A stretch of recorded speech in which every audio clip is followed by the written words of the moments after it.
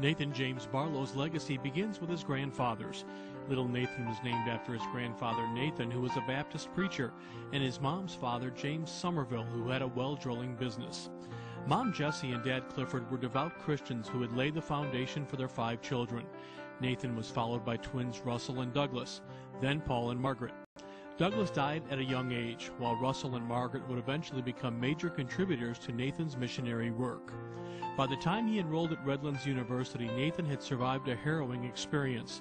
At the age of 6, he used scissors to pry a staple from a bag of nuts and stabbed himself in the right eye, causing blindness. While a senior at Redlands, Nathan was smitten by a red-haired freshman, Doris Bay, who, like Nathan, began college at the age of 16. They were married 3 years later, while Nathan was a medical student at Berkeley.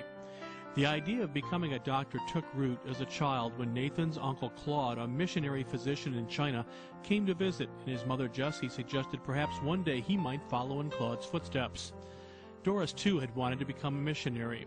Now, with a family that included Lois, Sharon, Miriam, and Robert, the Barlow's dream became reality in 1945 when they were accepted by Sudan Interior Mission and started for Ethiopia. It was the end of World War II, and the Barlows used their savings to buy hospital supplies from the U.S. government, Army surplus, cots, and large quantities of medicine so that others could live. It was the beginning of a life of fulfillment, spreading the word of Jesus Christ and saving thousands of lives. In the remote southern area of Ethiopia, Nathan identified the yellow fever epidemic.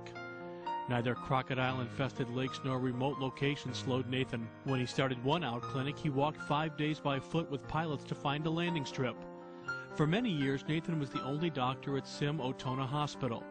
This patient was to deliver a child when the baby died inside of her. For many years, she lay in a small grass hut, unable to do anything. After Nathan's operation, she returned home to a normal life. Spinal meningitis epidemics were common every dry season, killing victims on the same day they became ill. In response, Nathan distributed medicine to church pastors to save lives and to witness for Christ. Nathan and Doris stayed in Ethiopia until 1974 when they abandoned their work because of a military coup. Their missionary work then shifted to Niger and Kenya and in the rainforest in the center of Africa, Rafah. In 1993, the couple returned to America when Doris became ill. She was 78 when she died. After the passing of his wife, Nathan returned to Africa. He was 81.